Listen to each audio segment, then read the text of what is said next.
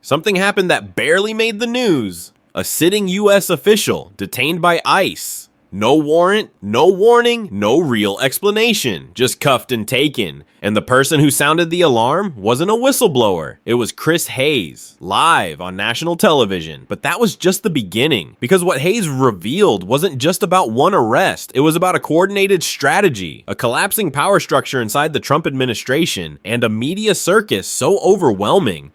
It's hiding the real story, from backroom detainments to silent purges, forgotten cabinet members, and a Republican Party fracturing under its own weight. This is what they didn't want you to hear. And if you thought the chaos of Trump's first term was wild, the second might already be worse. If you ask Chris Hayes what it's like to cover the Trump White House this time around, he doesn't hesitate. It's much harder, he says, not just difficult. Overwhelming, because unlike the first term when headlines exploded over every tweet and scandal, this time the chaos isn't loud. It's layered. You're not just reacting to drama anymore. You're trying to keep up with a fire hose of real-world consequences. Every day brings something new, but not because Trump is spiraling. It's because this version of the administration is calculated. They're not stumbling into controversy. They're manufacturing it. Hayes calls it a constant assault. Not on him, not just on journalists, but on the entire information system. Policies are announced, reversed, buried, and rebranded before anyone has time to ask basic questions.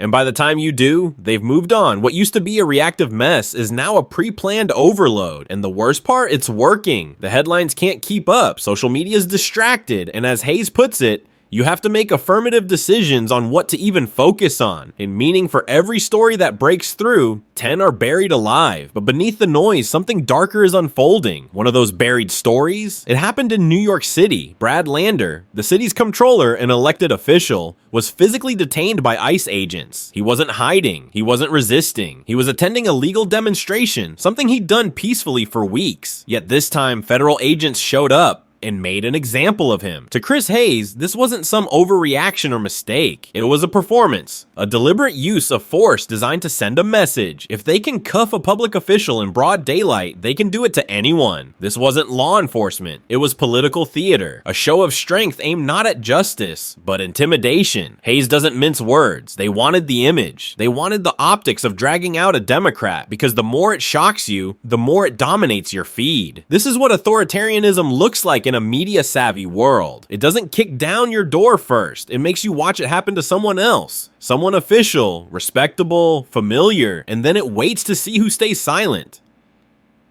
But here's the part that makes it worse. They're not going after fugitives. They're not chasing violent criminals through dark alleyways. That's the story you're told, but it's not the one playing out. ICE is targeting the exact opposite. Moms who show up with their kids to court hearings. Business owners who've run the same corner store for 15 years. People with jobs, addresses, routines. People who don't hide. Why? Because they're easier to grab. As Chris Hayes points out, the goal isn't to enforce justice. It's to rack up numbers fast. Detain who you can, not who you should. The strategy? Find the low-hanging fruit. People who obey the law, follow the system, and show up when they're supposed to, and use them to build the illusion of control. The message is chilling. You did everything right, but it doesn't matter anymore. You followed the rules. Now you're the easiest target. And as more of these silent arrests unfold, Hayes warns, this isn't about public safety, it's about power. While ICE is grabbing headlines on the ground, another crisis is brewing higher up. And it's not just dangerous, it's absurd. According to the Washington Post, there's no operational connection between Trump's Secretary of Defense, Pete Hegseth, and the White House. Let that sink in. The person in charge of the US military has no line of communication with the president. Chris Hayes doesn't try to soften it. He spells it out. There is no existing operational interface. Translation, the Pentagon and the White House are flying blind. Separately, during global instability. How did this happen? Well, it starts with who got the job. Pete Hegseth, a TV personality with no formal background in military command, was handed one of the most serious roles in government. And now, he's being left out of major foreign policy decisions, including Iran. It's not just negligence. It's a fundamental breakdown in how power is supposed to work, and Hayes drives the point home. You don't give someone the keys to a nuclear arsenal, then ghost them. But this dysfunction, it's not a bug in Trump's system. It's a pattern, because the people Trump hires, he doesn't trust them, not even a little. There's a strange truth about Donald Trump that even his closest allies quietly admit. No one disrespects Trump's staff more than Trump himself. Chris Hayes calls it out without hesitation. Just look at what he did to Jay Powell, the man he appointed to lead the Federal Reserve, arguably the most powerful economic post in the world. Trump stood outside the White House and called him stupid. Over and over again, on live TV, in front of the global markets. This isn't about policy differences. It's about ego, loyalty, control. Trump seems to believe that anyone willing to work for him must be either expendable or foolish. And once they're in, he starts treating them like liabilities. It's the political version of Groucho Marx's old joke, I don't want to be part of any club that would have me as a member. Except in Trump's case, he runs the club. He builds the team, tears them down, then blames them when things go sideways. So why do people keep signing up? Maybe they think they'll be different. Maybe they think they'll last. But as Hayes reminds us, Trump doesn't want partners, he wants props. And just wait until you see how that mindset is tearing his own party apart. You've probably seen the clips. Tucker Carlson grilling Ted Cruz, Cruz trying to defend Trump. Tucker doubling down. At first, it just looks like cable news chaos.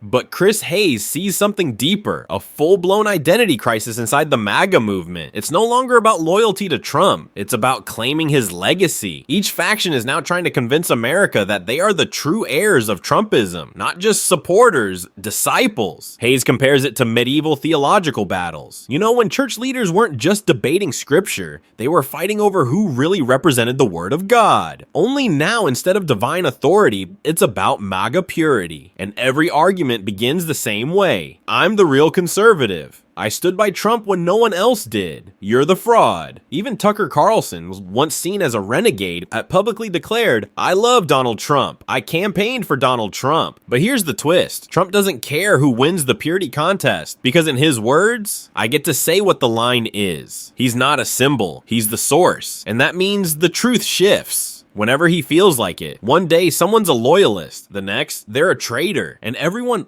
even the power players, are stuck trying to chase a moving target. But sometimes, Trump isn't just making the rules. He's following the crowd. There was one moment, subtle but revealing, that told Chris Hayes everything he needed to know about how Trump really operates. It was during a live tour event with Bill O'Reilly. O'Reilly casually mentioned that both he and Trump had taken the COVID vaccine. The crowd booed. Trump, visibly rattled, tried to brush it off, but you could see it on his face. The confusion, the hesitation, the calculation. This vaccine, arguably the biggest success of Trump's first term, was suddenly off limits. And instead of defending it, Trump did what he always does when his base pushes back. He folded. Hayes points out the obvious. Trump didn't abandon the vaccine because it failed. He abandoned it because his audience didn't like it. That's the real danger. Trump isn't just leading his followers, he's mirroring them. Whatever they cheer, he amplifies. Whatever they boo, he buries. Even his greatest achievement couldn't survive the feedback loop, because when power is built entirely on applause, silence feels like rejection, and boos like betrayal. This wasn't leadership, it was market testing. But while Trump was scanning the crowd for approval, Chris Hayes' own family was standing up against the storm. While Chris Hayes was unpacking the chaos on air, his wife, constitutional law professor Kate Shaw, was making waves of her own in a Senate hearing. She had been called to testify about a controversial legal tool, nationwide injunctions. Basically, these allow a single federal judge to pause an executive action across the entire country, not just in their district.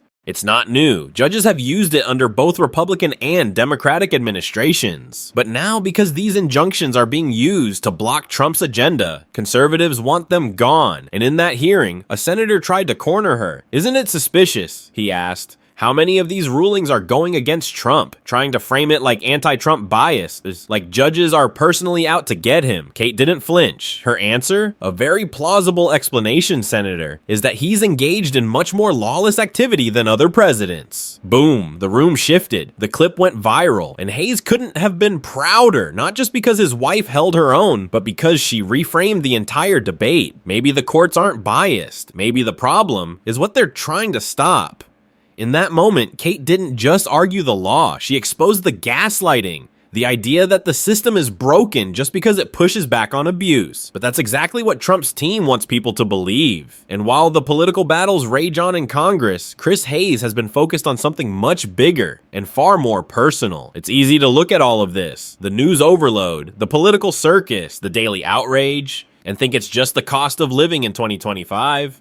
But Chris Hayes says it's not accidental, it's engineered. In his latest book, The Siren's Call, Hayes makes the case that attention, not oil, not data, not even money, is the most valuable resource of the 21st century, and someone's taking it from you every single day. Apps, platforms, politicians, media figures, they don't want your support, they want your focus, because focus is power, and if they can hold your attention long enough, they don't just make money, they can control what you think, what you click, and what you believe is real.